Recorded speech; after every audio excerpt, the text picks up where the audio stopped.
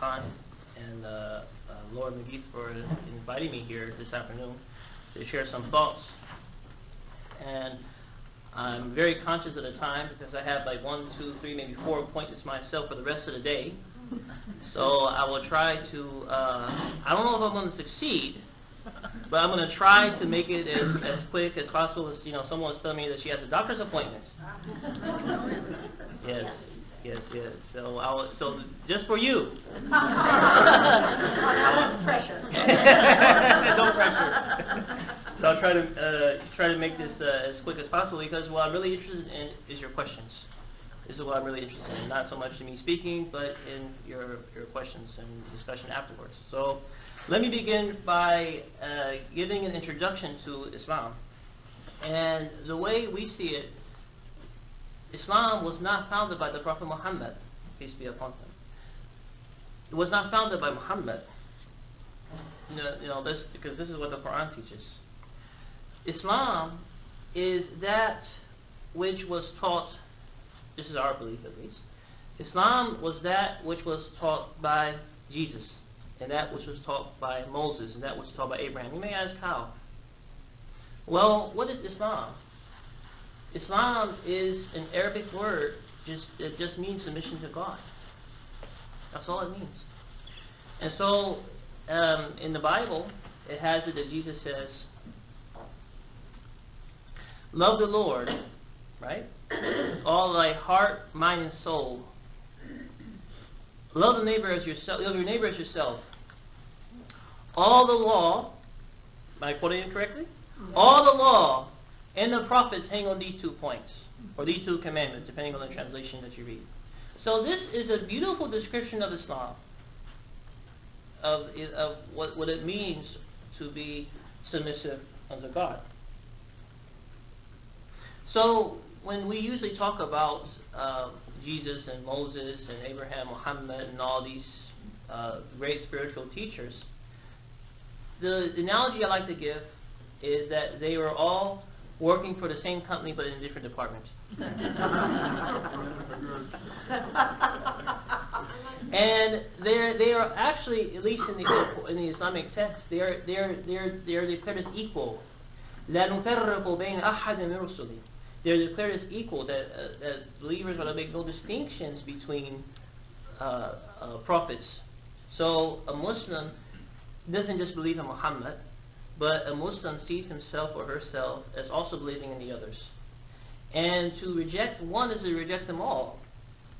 So if, for example, a person were to assert that I believe in Muhammad, but I don't believe in Jesus, then that person, technically speaking, will not be considered a Muslim, because they have rejected someone that God has sent and that is very clear about.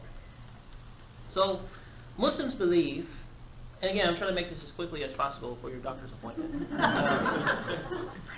Muslims believe that this line of prophets and this line of scriptures that have been sent forth for human guidance, Muslims believe that this chain of prophet sending and of scripture sending has come to a conclusion with the coming of Muhammad and the coming of the Quran sent to him. Now, because of this belief, again, I'm summarizing things. I admit there's a lot more details to this situation, but I'm trying to summarize, make things as quick as possible. Because of this belief, in the last 14 centuries, because Muhammad, peace be upon him, was born 14 centuries ago, 6 centuries after Jesus. Now, because of this belief that the scriptures have finished, and that the prophets have finished, and that it's all completed, because of this belief, the Muslims have sought to understand and apply all of the teachings that are found in the primary sources, which is the Quran and the Hadith. The Quran is the name of the scripture given to Muhammad, and the Hadith is a collection of the sayings of the Prophet. And Hadith is not seen as equal to the Quranic text. Perhaps a good analogy would be the Hadith is synonymous with the 4 Gospels. And the 4 Gospels purport to show us the sayings and the actions in the life of Christ. So the Hadith is of a similar genre. So anyway, because we believe that this is all come to a conclusion with the Quran and Muhammad, Muslims have sought to apply all the teachings in their life. And this is essentially where the idea of Sharia comes from. You know, you hear people talk about Sharia law. You know, you hear about Sharia law. And we can go through that in the Q&A. But the point here is this is where it comes from. Because we believe that the Quran is from God, and you know that this whole thing is finished, that we sought to apply everything that God has had to give us. And this seeking has created a new civilization which has had profound influence on the West and influence other civilizations as well. And now I'm going to go into directly the things that you may be wondering about or asking about that you're afraid to say because you're afraid of offending me. So when people adopt a religion, they bring their baggage with them. Whether it's a Catholic or a Muslim or this or that, when people adopt a religion, oftentimes they bring their baggage with them, even if they don't want to. It's still there. And I wrote it on the other page, but I'll come back to this one. And so this is what happened to what I'm going to call the first terrorist group within Islam. And they're called the Kharijites. And they were a people, a sect or a group which emerged in the year 657. Please forgive my bad handwriting. They are a sect which emerged in the year roughly 657 CE in Iraq. And these people were so sure that they understood everything right and everybody else is wrong, that everybody else was declared non-Muslim. And to the point where they even killed members of Muhammad's family, of the Prophet Muhammad's family himself, his son-in-law Ali.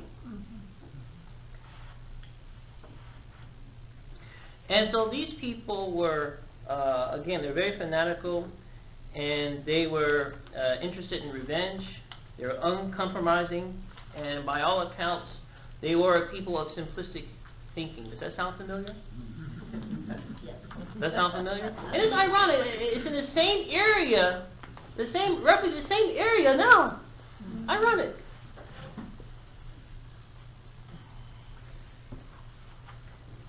So why did they emerge? And again, I'm trying to avoid going into a lot of details because I know that people have things to do. Groups like the Kharijites, they arose just as ISIS have arisen. They've emerged out of political issues. You know, there were political issues then, and there are political issues today. And again, it's complicated. I don't want to go into all the details at this second, maybe in Q&A. But this is why they have emerged. Understand? So make sense so far? Mm-hmm. Now the theme, as it was explained, is the role of Islam in current events. I hope I read that correctly. The role of Islam in current events. To see Islam in current events, perhaps it's a good idea to look at the past too. This is why we talked about the Kharijites. You know, because there are people that say that Islam has created terror, especially in the last few days. If you listen to the radio, you watch television, you listen to the news commentators, they say things like Islam has created terror. And one thing that has been particularly annoying to me is this statement that I keep hearing, and they say, well, don't say ISIS is non-Islamic. In the last few days you keep hearing it. They say ISIS is Islamic because they take everything from the Islamic texts. This is the argument that a lot of these self-serving people have been advocating. And so we dispute those claims. And I'll give you an example in a moment, but we dispute those claims. What has Islam created? Or perhaps I should put it in another way. What has the Islamic civilization created? What has it produced? It has created countless scientific, cultural, moral, and religious gifts into mankind. So, since I was going to a Catholic university, I thought it'd be interesting to quote from a Catholic author. And so I have here a book in my hand by Hans, I believe it's Kuhn. If I mispronounce it, I'm sorry about that. Kung. I'm not good with these words. Hans Kung. Is that right? Okay. And so he's actually one of the greatest Christian theologians, Catholic theologians. And so I have a couple of excerpts from his book, and it's on the other page, but I'll put it back. This is the name of the book, if you cannot see. Islam, Past, Present, and Future. So these are some of the things that he has to say. And again, I'm going through this as quickly as I can. He says, the new vision of the community, like that of the individual, resulted in a transformation of society. The new shared convictions, rights, and ethical standards bound together the families, clans, and tribes, which had previously been segmented and also markedly antagonistic into a new Arab society. The traditional tribal structures were not suppressed, but rather they were given another layer.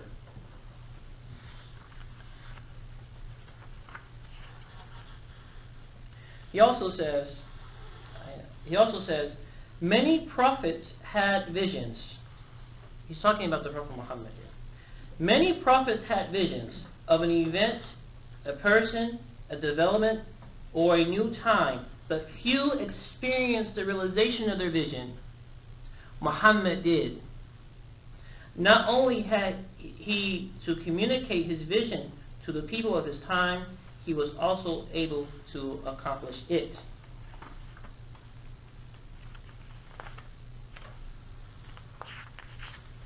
So there's another quote, but I can't find it now.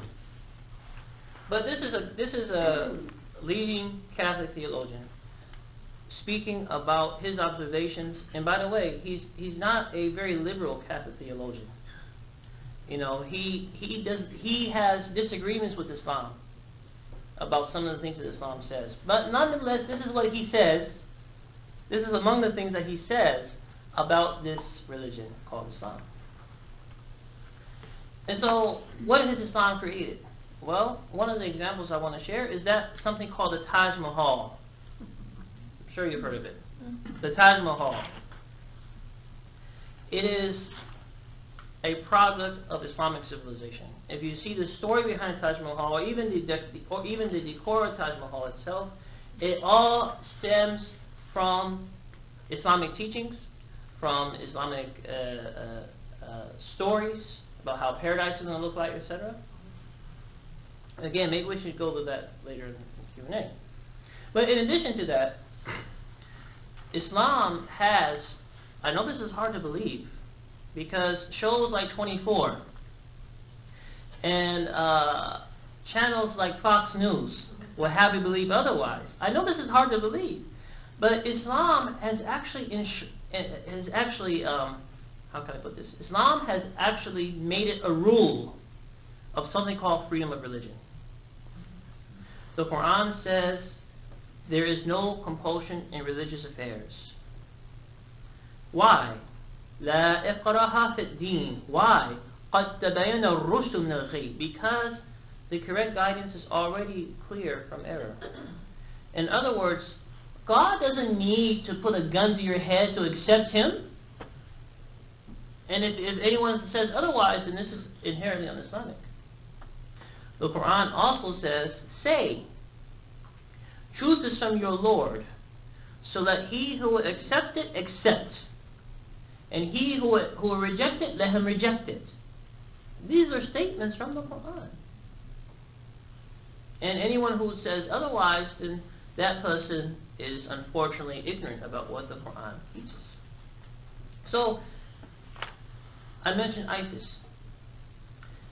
Islam should not be seen as represented are truly represented by ISIS. Yes, ISIS does use Islamic imagery. There's no doubt about that. They have quotations from the Quran and quotations from the Hadith and quotations from this and quotations from that to support everything that they do. So does the KKK. And there are even more dangerous organizations than the KKK. And a lot of white supremacist groups. I've actually become interested in them. And they use Christian imagery. They use Christian symbolism. And most of their arguments are based off of texts given in the Old Testament.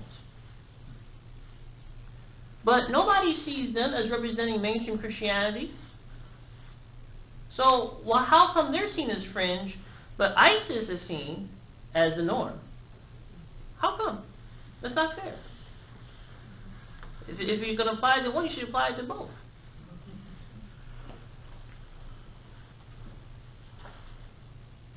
Islam should be understood as a faith whose primary function is the reformation of hearts,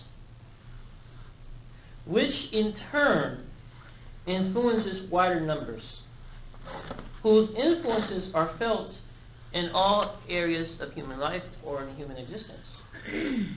So the primary function of Islam is spiritual, but the spiritual is what influences everything else.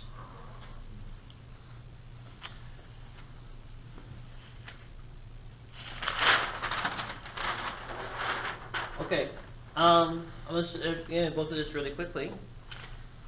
The practices of Islam can be summarized into what we call the 5 pillars. And I will go through the pillars and then give some comments about the pillars. The first pillar is we call the Shahada, to witness that God is one, that God alone is His worship, and that Muhammad was indeed God's prophet. The second pillar is prayer, and it's done 5 times daily. The third pillar is charity, which is in the law, in the Islamic law, is given as a minimum of 2.5% of one's yearly earnings. The fourth pillar is fasting in the month of Ramadan. Again, I'm going to explain all this in detail in a minute. And the fifth pillar is the pilgrimage to the Kaaba, which is taking place in Saudi Arabia, in Makkah, Saudi Arabia, which we believe is built by Abraham. Now, let me talk about the pillars in more detail now. To become a Muslim, a person just recites that statement. They call it Shahada. It's called Shahada. And it starts off by saying that none deserves worship except God. This teaching was also the teaching of Jesus. This teaching was also the teaching of all the other prophets you can mention. In fact, there is an expression called the Shema. Right? The Shema. Hear this, O Israel, says the Bible. Hear this, the Lord your God is one God. Right? This is the Shema. Muslims call it by a different expression, but it is the same thing. The Shema. So to worship God, or to understand that God alone is His worship, the way it is expressed in the Quran is that, meaning that everyone and everything is created by God. There's no such thing as a black God, and a white God, an American God, or a Russian God. There's no such thing like that, despite what Fox may tell you. Despite what politicians may say. There's only one God who has created everything with such diversity. Diversity in languages, diversity in culture, diversity in people. It's not an accident that God has made everything like this. Also, I should mention that in the Quran, to uphold the Shema, I'm going to use this expression for now, to uphold the Shema is also to uphold the idea of justice. This is the Quran. Anyway, what is this guy talking about? Well, let me quote. شهد الله أنه لا إله إلا هو والملائكة والعلم قائما بالقسط لا إله إلا هو العزيز الحكيم. Chapter 3, verse 18 of the Quran. The act of declaring God's oneness, that God alone deserves worship, is something, I'm giving you the rough translation. The act of declaring God's oneness, that God alone deserves worship, this is an action that is done by people of knowledge. First, by the angels, by God Himself and the angels. The people of knowledge who stand qa'im bil-qist, who stand for justice. So in the Quranic usage, and there are other verses too, which I could quote, but in the Quranic usage, to believe in one God is also to be a person who stands for justice. And not just justice for you. The Quran teaches, O believers, do not let hatred of a people drive you towards injustice. That's what the Quran teaches. Even if somebody swiped your, crashed into your car, that doesn't mean that you have to do something unjust with them. That's the teaching of Islam. The second part of this, I'm trying to make this as quick as I can, but it's very hard. I told you I might fail. The second part of the Shahada is declaring that Muhammad was the Prophet of God. May God's peace and blessings be upon all His prophets and messengers. Muhammad was a normal man. He was not Clark Kent. He was a normal man.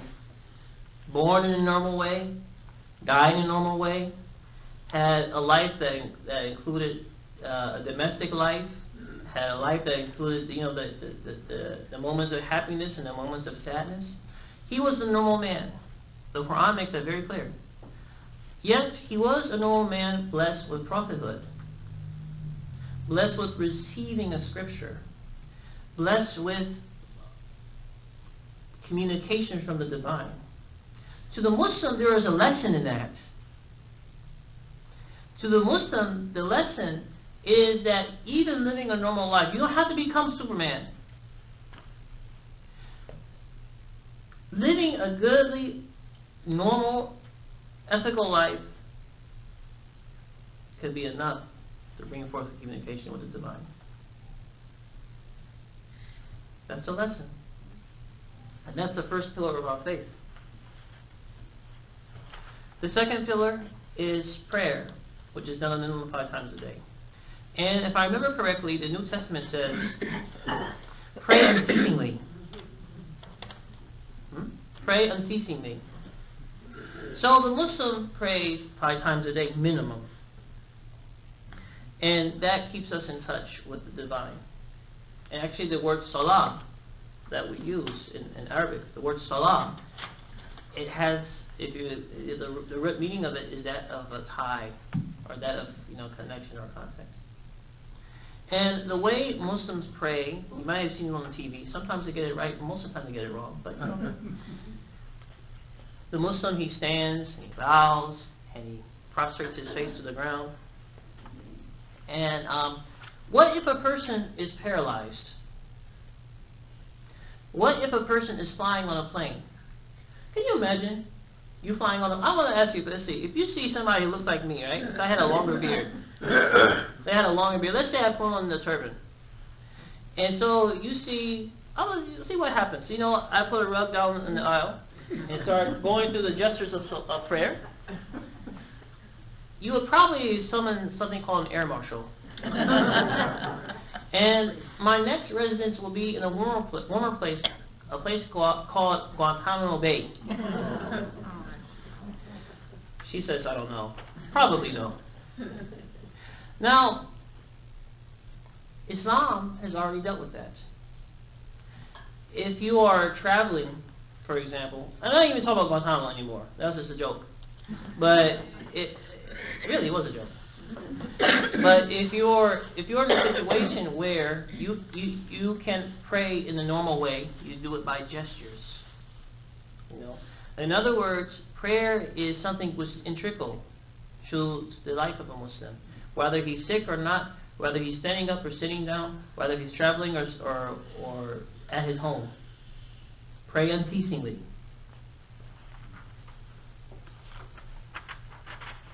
The third pillar is charity. And in the Quran, prayer and charity are connected almost every place. You know, the believers are described as those who pray and who give the charity. Pray and give the charity. Pray and give the... You see, almost connected all the time. And in Arabic, I should have wrote it down, but in Arabic the word is zakat. And zakat, it comes from a root that has to do with purifying. You know, so in a sense, the way the Muslim sees it, it's a tax, yes, but it's a tax that purifies all the other stuff that you have.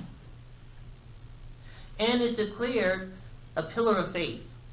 And just as we have pillars of buildings, pillars outside, if one pillar falls, then the rest of the building will collapse. So that pillar is absolutely necessary.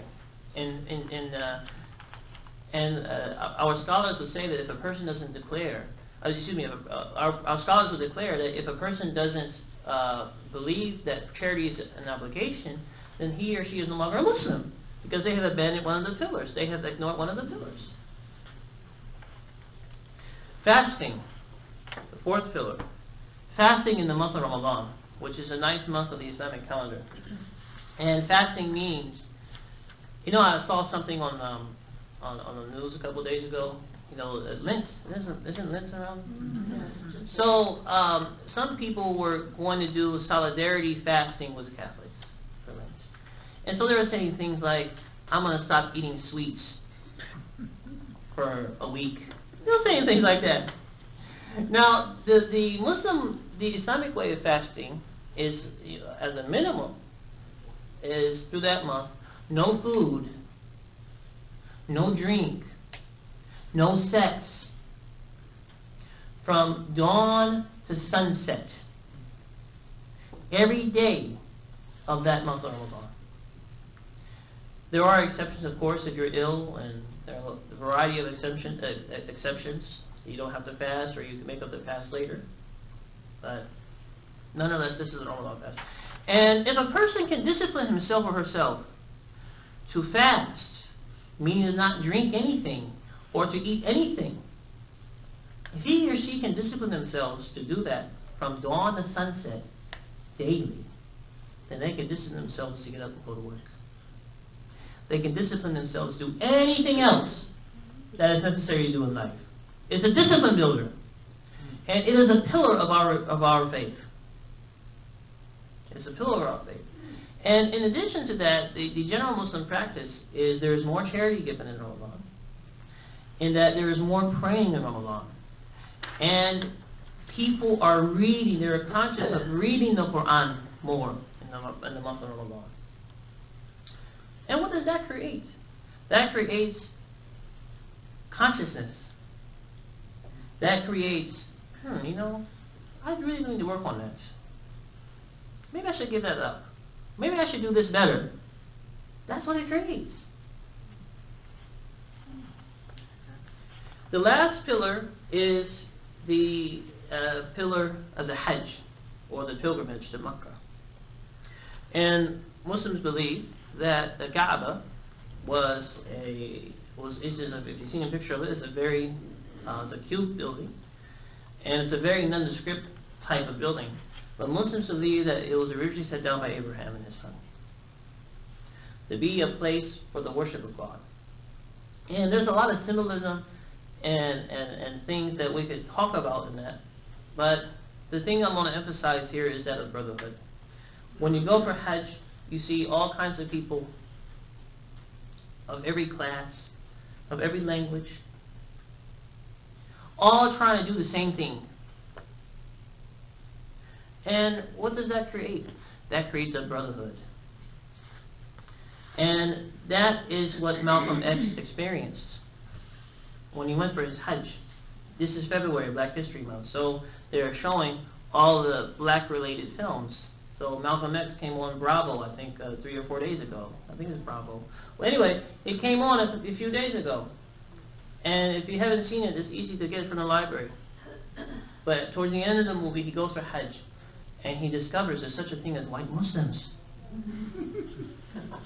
He didn't know that before. He discovers there's such a thing. He gets surprised that people offer him food and offer him this and offer him that from people that he had originally seen as enemies. So Hajj is a pillar of faith, which is conditional. So if you don't have the financial ability to go, you don't have the physical ability to do it, then you're not obligated. But for those who do go for Hajj, it's a type of education. It is a type of education. Those couple of weeks that the Hajj is. It's an education. Okay, let me take this off. Are you going to make your appointment? I'm fine. Good way to dodge the question. Okay, but these are the main divisions within Islam. The two main sects of Islam are the Sunni and Shia. And I'm sure you've heard all these. This is the only thing people know about Islam. They don't know what it means, but they know the term Sunni and Shia. You know, there's a movie, Under Siege. And remember that movie? It's Denzel Washington, and I forgot the other people in it. But anyway, in the movie, this is a woman is in the back seat of a car, and she asks the cab driver, "Are you Sunni or Shia?" So that's the only thing. The only thing you know. So there are two main sects, main divisions within the Muslim community. The first one is the Sunnis, and the Sunnis represent roughly 75 to 80% of the Muslim world population, and the other one is Shia, the Shiites, and they represent roughly 20%. Now they share the same theology. They share the same pillars. They share the same practices. They share the same prophet. They sing the same scripture. They share the same everything. But they differ on some issues within Islamic law, in Islamic practice. But the main difference is how should the political leadership have evolved within the Muslim community. The Sunnis, which are the main group of Muslims, main grouping of Muslims, the way the Sunnis see it, is essentially that leadership goes to those who are qualified. The Shia say no, the leadership should have come through the Prophet's family. There's much more to it than that, but again, I'm trying to make it as simple as I can. So they've extended this belief, the Shia.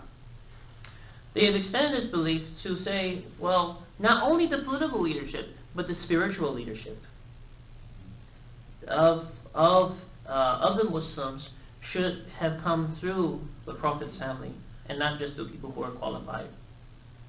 And again, this is oversimplistic, but I hope this is a good introduction nonetheless. Can you repeat that? Which one is which? Yes. The Shia, they're the minority, and they're the ones who believe that the leadership, the political and the spiritual leadership, should have fallen to Muhammad's family. They're the minority. They make up, the Shia are about 20% of the Muslim world population, and they are the majority in Iran and in Iraq, some parts of Lebanon, Bahrain, they're the majority of Bahrain, and there are, of course, significant minorities in India, and Pakistan, and Lebanon. And so that's the Shia. But again, between the Sunni and Shia, there is basically the same thing.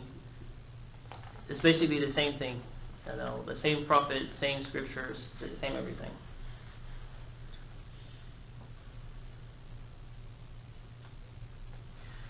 So, I don't know if it's been 20 minutes or not. I hope you can still make your appointment. I only have an after a little one. You have over half an hour. Okay, so I'll open the floor to any questions or comments you want to make. Can I make some comments? Yeah, please. You know, you mentioned about Sharia law, and most of the people are scared of Sharia law. They say, oh, America is becoming Sharia law and this and that. But what is Sharia law? Sharia law is a common law. which is established whichever is best for the people. So, is in this country or that country, we just say Sharia, but it means a common law. And there is nothing to be worried about common law because they all are in favor of humanity for people. Okay, that's one comment. Second comment. Go ahead. Go ahead. Second thing, ISIS, like Imam said, they have symbols and things for Islam, but whatever they do, nothing is Islamic. Islam doesn't say you kill the people or you burn the alive people. That's a big sin. If nothing is Islamic, so that needs to be clear a little bit. And prayer 5 times. We do prayer 5 times. It's easy to say we do 5-time prayer, but there goes the ritual with it, which I mentioned in the last class. That you do 5 times is called wudu. You go and you clean yourself. You wash 3 times your hand, 3 times your mouth, and 3 times gargle, 3 times water in nose, wash your face, feet. All things has to be done every time to make sure you're pure and clean. So that's the part. So that's kind of a, discipline that you have to go and clean yourself 5 times a day. And one is early morning, which is always hard to get up before sunrise, right? Okay. And the Hajj thing, see, God made all of us in different shapes, different colors and all that, and we all are going to go underground the same, right? And that's the thing you Someone said realize. maybe. Huh? Someone said maybe. But majority of, that's the meaning of it. But Hajj, when you go to Hajj pilgrimage, you see all these people. First time you realize that God has made all of us different colors, different size, different class, because every one of them shed their clothes. They wear only 2 white clothes. Men wear 2 white clothes, one they wrap here, one they cover. That's all they have. Either you are king or queen or whatever you are. But ladies, they are liberal. But men can use like that. That's it. That's all I want to make. Thank you. Thank you. Yes, ma'am. I have a concern with your comparison between the Ku Klux Klan and ISIS. I think that's kind of apples and oranges. John and I belong to the Poverty Center, who researches the Southern Law Poverty Center, which tracks all of the the groups in the United States, and it is horrifying. But it is something that is contained within the structure of this country. What ISIS is doing in this now has the global exposure. So I think the 2 impressions are totally different. Sure, may I respond to that? Yes. Okay. Well, obviously, one of the reasons that ISIS has grown big is because of the internet. Yeah. Now, had the internet existed in the time of the KKK, God knows what would have happened. The other thing is that the ideology of KKK, and not so much KKK also, but like other white supremacist groups, a lot of the ideological underpinnings of those groups came from outside the United States. And it came from different individuals within. Even this is before the Nazi movement, before the Nazi Party. So, and most importantly than that are the actions. What did KKK do? What do white supremacist groups do here and there from time to time? They are maybe. Cowards. But what were they doing? They hurt other people. They hurt other people. How did they do it? Kill them? What else? Burn their businesses, burn their houses, burn crosses in their yard. They use the crutch of the gospel as an example of their goodness, how great they were. So, the point wasn't so much that who is bigger, necessarily, but I said who had the most exposure. Yeah, the exposure is because of modern technology. Which well, I think that has to be acknowledged in the comparison. And the desire to be exposed, because I think it's still Ku Klux Klan, I think is still a living. Oh, yes. Like 10 years ago, the Grand Dragon was just north of Indianapolis and Anderson. Yeah. I don't know if he still is, but But but these days there are more groups besides the KKK that exist Right. like that. No, I would- And actually, I don't want to get off subject. I've actually had the opportunity to speak with these types of people face to face. Oh my God. Yes, Mhm. but I don't want to get distracted by talking about that too much. But you know, I just think it's an uncomfortable comparison. I don't think of it that way, because I think we realize as a country, the KKK is, you know, I think they probably had more power going back prior to maybe World War II or something. But we we knew are it was tracking something them. we knew. We could identify, and we knew that that wasn't in our friends and family, right? We knew that because we just knew that. And like the premises, I mean, we can avoid them. We can identify them and avoid them. Well, they But are when you being look at- tracked and followed very, very carefully and monitored and dealt with.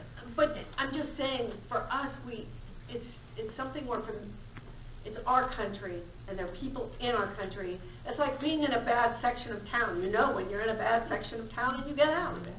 But if you're in a foreign country and you're in a bad section of town, you don't always know, because it's different. It looks different. It feels different.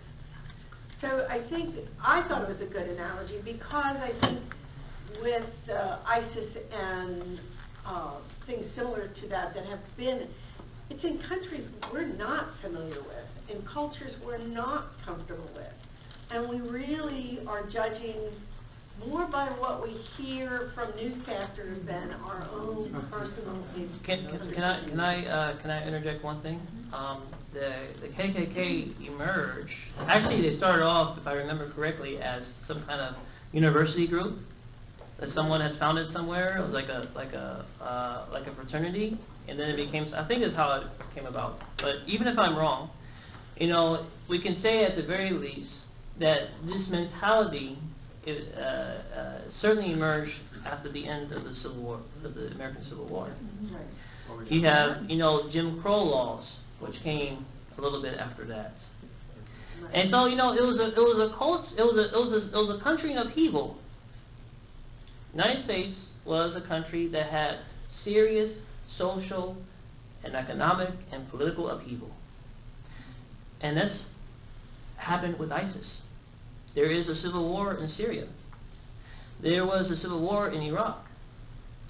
And ISIS is one of many organizations that emerged in the result of that. There are other groups there. And there are other groups who receive funding from this party and that party. So, you know, they both, when society is unstable, you will find that someone has to be blamed. And something has to be done. And so you'll find that, you know, people will form these types of answers. You know, in the name of KKK, or in the name of ISIS, or in the name of this, or in the name of that. Oh my goodness. I wanted to know, what does ISIS want? What is their ultimate goal? Okay. Sure. But before I answer, is every question going to be about ISIS? No. Okay. Okay. Well, first, I you know, maybe wouldn't ask an ISIS person directly for them to tell you. The reading that we seem to get from ISIS is that, what do they want? You know, the Middle Eastern countries, as much of the world, were basically divided up. You know how you just scribble something, and this is so. This is what happened in the Middle East, particularly. It happened everywhere, actually, with the colonialists. But in the Middle Eastern context, this is what happened too in a big way. And so ISIS, they say, look, these divisions are abnormal. They're unnatural. And so they're artificial. So one of their goals is the elimination of borders, and that the Muslims be one huge party, one huge landmass under one government. And this government, they're calling the caliphate. Right. And their leader has proclaimed himself to be the caliph. And so why use this expression caliph?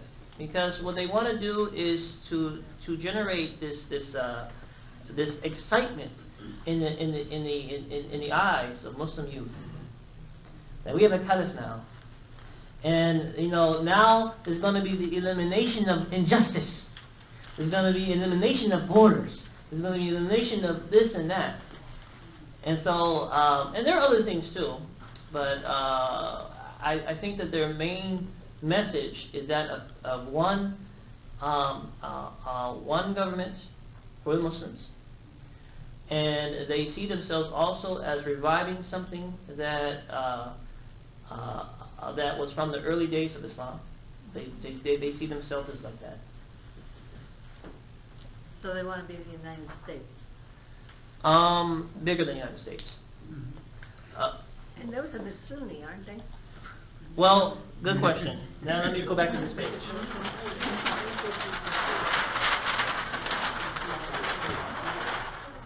Now, do they call themselves Sunni? Yes, they do. But most of the Muslims have declared them just like the Kharijites, because they do exactly the same thing. And in fact, ISIS, their literature, their videos, etc., they seek to refute this accusation. Say, we're not Kharijites. It's just a coincidence that we kill people all the time.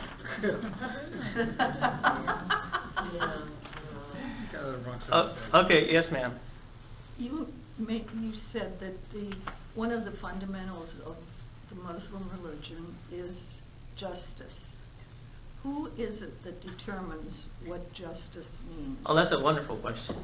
The question was, who is it that determines what justice means, what the word justice means? And it's a wonderful question. There is, and this is actually kind of a philosophical answer. Now, there are certain things which are well known to all human beings that you don't, that you almost don't need anyone to explain to you. It's well known that murder is wrong. It's well known that stealing is wrong. It's well known that cheating is wrong. There's certain things that are well known. Now, certain details here and there vary from culture to culture. There is a political and I would dare say even a religious culture that varies from place to place. So, in terms of what someone might see as right, or someone may see as wrong, occasionally will vary from culture to culture. But ultimately, justice is that which, I'm going to quote the hadith of Prophet Muhammad, which will help in understanding this answer too. Prophet Muhammad says, he says, righteousness is that in which the soul feels content, even though people, I want to make sure I quote correctly. Righteousness is that which the soul feels content with. He says, what is sin? Sin is that which the soul does not feel content with, even though people have given you their opinion in its favor. This is Prophet Muhammad, peace be upon him. So, I hope that answers that. Yes, ma'am. I sort of have a question about women's role in your religion, Islam religion. Sure. I read the book Infidel, and Ayan Hirsi Ali? Yeah, Ayan Hirsi Ali. Yeah. Yes. And I haven't read a lot of other books to refute her, so sure. She's my sole source in that one. And so my question sort of comes from them. Sure. She starts out the book in how she loves her religion, because she learns it at her parents and her grandparents' knees, and she loves her religion. Yes. But then as her independence is challenged, she sort of begins to challenge the religion, and eventually she does leave it, and she is now in this country somewhere. And but there's a lot in there that she refutes. I mean, she looks at the people of the Muslim religion, that there's a lot more. She sees a lot more you know, abuse Misogyny. of women, the murder rate is higher of women in violent domestic situations. Where? In this country. I think she talked about Detroit, but I'm not sure. I can't remember. But anyway, so my question comes from there. I mean, she obviously became a very independent woman and she's a very strong woman. You can tell that from her book, but I don't know. She's wrong. Well, Sorry about that. No, I'm happy to hear. I mean, as I said, my only source. Because I was with her at the New York Bloomberg auditorium because my daughter debated with her. Oh, really? So I know that, and she said so many wrong things because she's coming from that culture. The cultural things were wrong. Like, for example, circumcision of women. Never heard that in Islam. But they say they do that, and that's one, you know. Oh, sorry about that. Oh, sorry. Thank you. So, they have lots of things she was talking that day. So I know, but he will tell you how. So What is the position of Muslim women? So is it more from her culture than from her Yes, religion? definitely. Yeah. You know, culture is something that all people have. And often it is the case that people cannot divorce their culture from the religious dictates. Now, in terms of female circumcision, as an example that was being shared, there is nothing in the Islamic texts other than the Quran and Hadith literature that says that women are to be circumcised. But it is a cultural practice in different places in the world. You know, there are cultures who find one thing offensive, and another culture may not find it offensive. You know, in terms of women's rights, getting to the heart of the issue, in terms of women's rights, there is a chapter in the Quran called Women. There is a chapter in the Quran called Mary. You know, Mary, the mother of Christ. And you know, in the Arabian society, when Prophet Muhammad came, peace be upon him, there were no rights for women. And so the Quran gave the rights, the Quran and Prophet Muhammad gave rights, for example, for women to choose. You know, you can't just go, you know, snatch up, you know, this is mine. That's, you know, we have a lot of hadiths which talk against that. So the Quran gave inheritance rights to women. The Quran actually, believe it or not, it recognizes the spiritual value of both men and women as equal. They both have the same spiritual potential. Just because someone is born female or someone is born male, that doesn't mean that their potential is different. Now, how this plays out varies from society to society. There are still societies where, you know, the culture is, you know, there's a lot of patriarchy in the culture that may not give, you know, certain rights to women out of ignorance or just I don't want to. That's just, you know, it sounds nice, but I'm not going to do that. So let me say this one more thing. So I mentioned that women were were viewed in such a low way in the time of Prophet Muhammad in Arabia that they used to do female infanticide. We know in China and India, sometimes it happens, you know, especially in China because, you know, they have that law, right? So, you know, a woman discovers she's going to have, or a family discovers they're going to have a girl, they abort it. Now, first of all, the Quran the Quran forbade this practice. And the Prophet Muhammad, in speaking of the value of women, one of the things that he says, he gives an example. He says, if a man educates 2 daughters, I guarantee for that man paradise.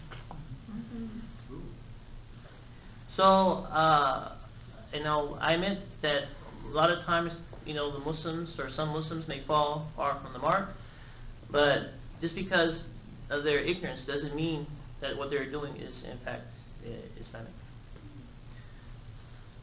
Yes, ma'am. More of an observation. You know, you said in the very beginning of the talk that there was this core group that believed they they were the chief people that what they believed was right to the exclusion of everyone else. Sure. And I think you really said a mouthful when you said just even that. And then from there, they took their isolated beliefs and spread out and committed murder and mayhem and so forth. And you know, I'm Christian, and we have our Bible, and I guarantee you that even the most devout Christian can read that passage. 5 of us can get different views, radically different views. In my youth, I belonged to a Baptist church, which is known to be a little more radical. And from that Baptist church, this is a little Baptist church, we had a group that took the passages and said, I believe it's saying this, and I'm going to enforce this. They tried to overthrow the pastor.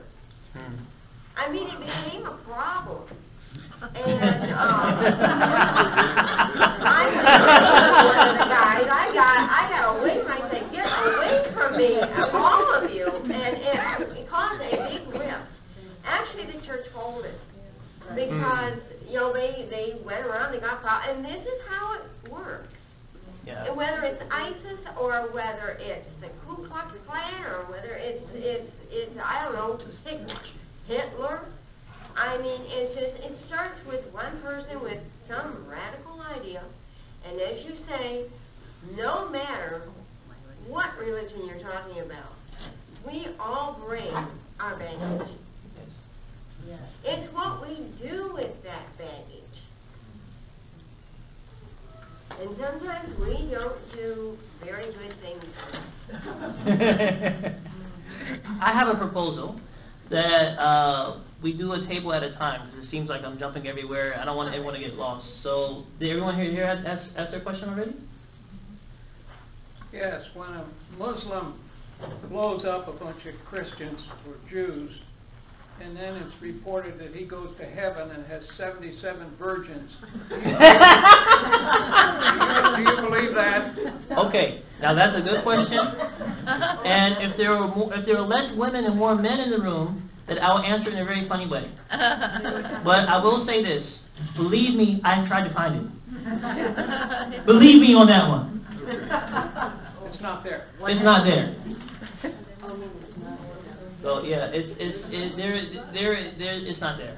There's nothing in the Quran which has that 77. I'm sorry, I can't hear you. Yeah. So I hope I. Who put it there? That's a cultural thing, isn't it? Well, you know, how about this? You know, you ever heard the thing, step on a crack, break your mother's back? Yeah, sure. Yeah. You break a mirror, 7 years bad luck? Where do these numbers come from? We have no idea. They're just there. Okay, everyone is stable? Everyone asked? Okay, about back there? Everyone asked? Okay, over here? Oh, okay, yes, sir. You mentioned Muhammad came in what, about 700 years after Christ? Yes. Yes. Okay, who wrote the Quran? Good question. The Quran is the record of the revelations that came to Muhammad. And it came to Muhammad over a period of a little over 2 decades. So that's what the Quran is. The word Quran means a recitation. And so the way we believe it is that the revelations came to Muhammad through the angel Gabriel, and that Muhammad memorized it, and that he taught his followers. Followers likewise memorized it. They put it into writing. And it was also used in worship. You know, the text of the Quran is used in worship. Okay, this table? Yes, ma'am. In light of what you've explained about Islam, why is it so offensive to some that non-believers draw illustrated depictions of the Prophet? It's a good question.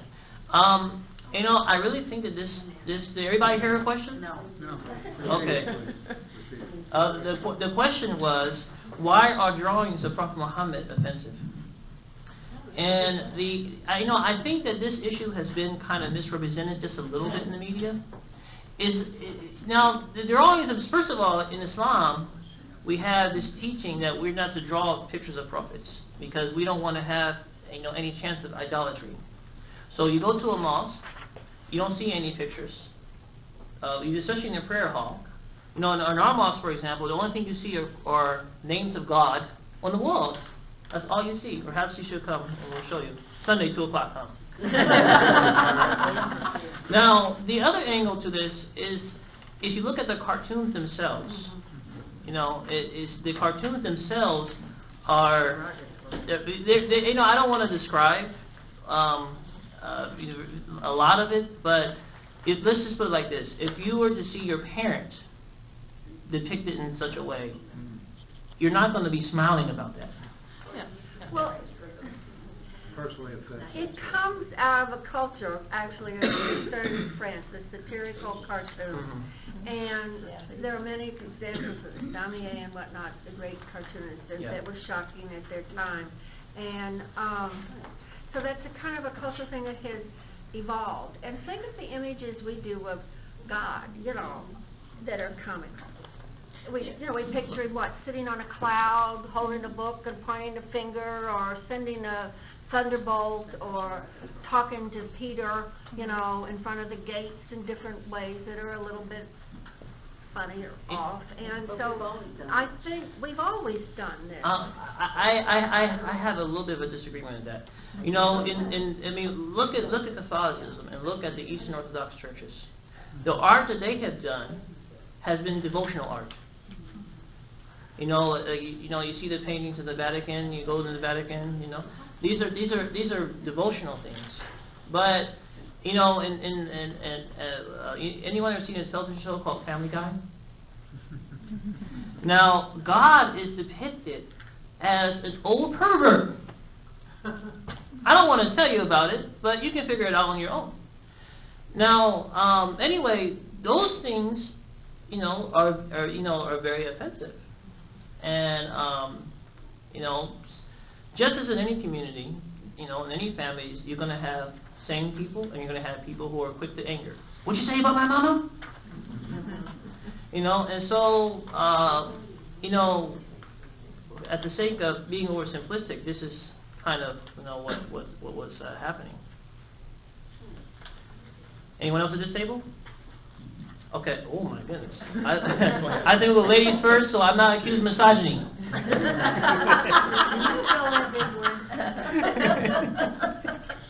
Forgot my question now. Oh, it's not a question as much as it's a statement of my personal belief. Okay. I believe that the reason that people get so upset over the drawings is because they're derogatory drawings. They're not uplifting, appreciative. Yes, sir.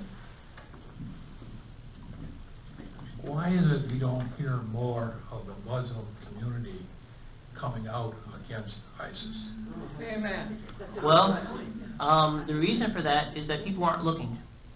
And I really mean that.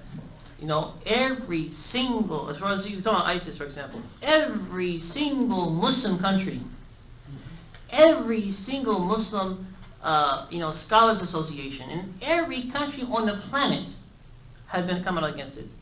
But some way or another, for some reason, it just gets ignored.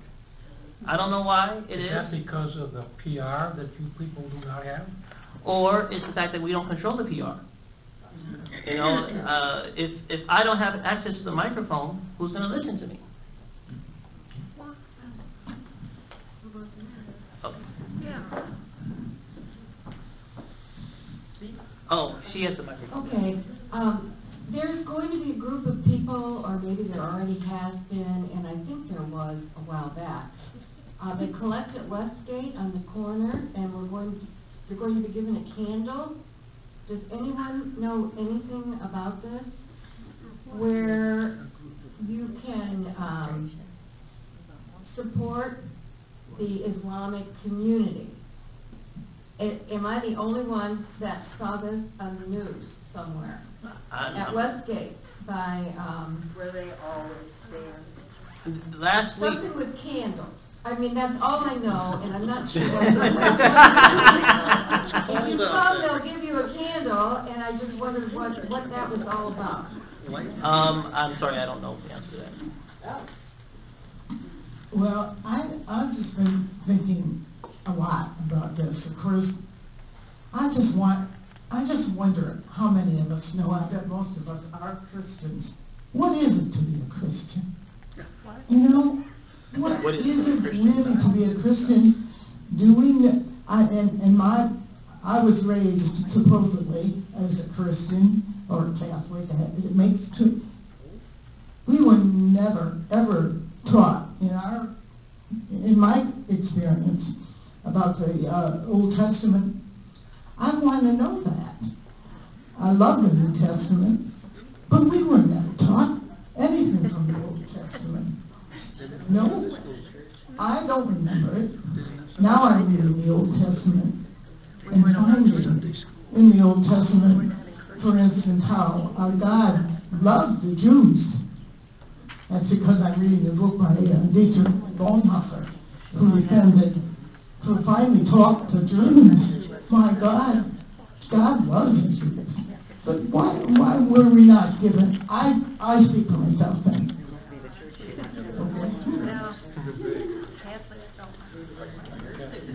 She has a question. Well, this is probably a good time to say this. One of the things that I was struck when we were talking about the KKK,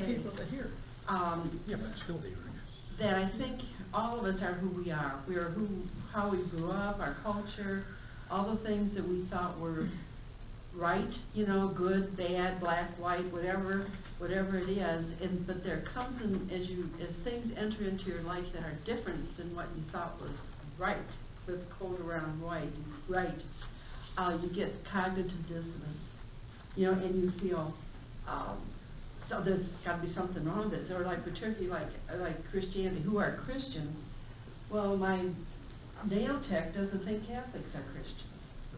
That's here in Toledo, and I said to her, I said, well, if I would tell you, and I didn't tell her I was Catholic, I would tell you, and I'll bet, I said, if you talk to a Catholic and ask them, they will describe themselves as Christian. And her answer to me was, first she paused, and then she said, I'll have to talk to my minister about that. So a lot of it is what we think is the truth. The truth becomes, for some of us, gets bigger and bigger. But that cognitive dissonance is not a good feeling within us. So when you feel that, know that some value you have is being threatened, and then you need to explore it. I know. I think that's a wonderful statement. I think that from a Muslim perspective, I think that's why the pilgrimage, number 5, is so important, because you are forced to be say Shia Muslims, who you may normally you may not have to be with. You're forced to see different practices and different understandings, and that doesn't mean you have to agree with it, but at least know about it. The Quran teaches that God intentionally, I use this word intentionally, God intentionally made people different. He could have made it so that everybody woke up, spoke the same language, looked the same, dressed the same, spoke the same, consumed food in the same way. He could have done that. But He didn't do that. The Quran says, God says that God made you intentionally different, with different color. First, let me quote you 2 verses. Verse number 1, that God says that it is among His signs, meaning His miracles, evidences of the divine existence, that He's made you to have different languages and colors. He says in the same verse, this is evidence for those who have knowledge. In the next verse, talking about the same issue, it says, O humanity. That chapter is chapter number 49. Most of the time it's talking to believers, people who believe in the Prophet, who believe in Islam, believe in the Quran. But in verse 13 in that chapter, it says, O humanity, ya ayyuhan nasu, inna khalaqnakum min dhakarin wa untha. God has made you, verily God has made you from a male and a female, meaning Adam and Eve. وَجَعَلْنَاكُمْ شُعُوبًا وَقَبَائِلَ لِتَعَارَفُوا, and has made you into groupings and nations, لِتَعَارَفُوا, so that you will learn from one another, so that you will know one another. So meaning that you benefit from one another. That's what it means. Look at chicken. People cook chicken all kinds of different ways. I used to live in a house, and we had 2 Africans, someone from India, someone from Iraq, and so, everyone took turns cooking. And I have a story, but I'm not going to share the story right now. It's really funny though. But I will share the story. You've inspired me now. So African roommate cooks chicken and uses peanut butter. West Africa uses peanut butter. Iraqi roommate, he tries to imitate. He goes to Syria and he tries to imitate the recipe with a bunch of Syrians. And as he described it, he failed. And so I made a joke. This is you who started the war. But diversity. God intentionally made people different, peoples and communities different. So we start imitating each other, learning from each other in language, in music, in literature, in philosophy, and everything. This is the enrichment that God has made for human beings. If everybody was the same, most of humanity would commit suicide out of boredom. I wouldn't have anyone to speak to. I want to thank everybody in the room for their comments. What I want to say is I heard a lecture by Father Basic. Some of you know him. And he talked about Reinhold Niebuhr. Sure. And he said about Niebuhr believes that there's evil in the world. Yeah. And there is evil in the world, and it doesn't matter culture, religion, it's universal. And all we can do is fight against it as best that we can. And I liked what Obama, our president, said. He said, we are not fighting Islam.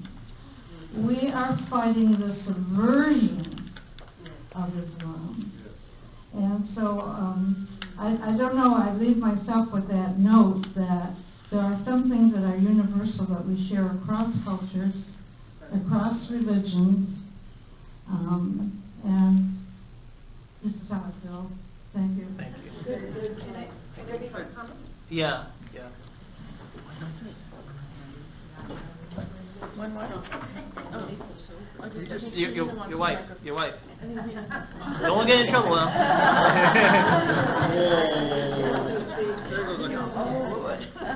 My thinking is that, or I would request that because in America Islam is misunderstood because lots of people, I would say at least 95% people don't know about Islam. And maybe because they're after crusade or something, they was not taught. Because I remember 1968 when I came to this country, there was a professor who was teaching a comparative religion. And he was teaching Hinduism, Jainism, Sikhism and all that. So I asked him, I said, Islam is such a big religion, which is the second to the Christianity. How come you don't teach?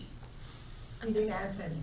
Even to this day, I don't know. But I think it's very important that we learn from about all other religion. My family insisted that we all learn because we grew up in a multicultural. My father was working in churches, he was going in mosques, he was going in Hindu temples, he always did that. And because of that, I have 3 kids. I sent my 3 kids to Jewish school, and they were very good in Hebrew and Torah and all that. Then I wanted to send them to Catholic school, Notre Dame, but like I said before, they found out that I'm Muslim and there was a high demand for that school. So they said, we'll put you on a waiting list and when you have time. I never got time. 4 years later they called me. By then they were at Mommy Valley, so they graduated very fine. But they are very much involved in that, and it's very important. Not only that, Muslim people respect all the prophets from Adam to Eve, Adam to Prophet Muhammad. I notice we respect more Jesus Christ and a Bible than I've seen some of the Christians do, which is eye-opening. We respect Quran very much, we respect our Prophet very much. Anybody say anything about it hurts us. We may not go to the point, the killing and all that, but it hurts us because we are taught to respect. We cannot see Bible on the floor or Bible on the chair. We always put Bible and Quran up in high places. See, so, and we always, when we touch the Quran or Bible, we make sure we are clean, our hands are clean. So we have lots of respect for Maryam. We respect Mother of Jesus. We respect her so much. I know people who make fun of her because how did she conceive the baby and this and that. And that's God's way. God wanted to have miracles, so He did it. Right. So we have to believe in that. So we respect, and we say you cannot be really Muslim unless you believe in all the prophets. And only the difference between Christianity and Islam is that we don't believe in Trinity. We believe he was a man, prophet, Jesus. He was given extraordinary powers to prove him that he is a prophet. But otherwise, Old Testament, and we have lots of things are saying. Well, if there's nothing else, then I have a speech, 25 minutes. I have to go. Thank you very much.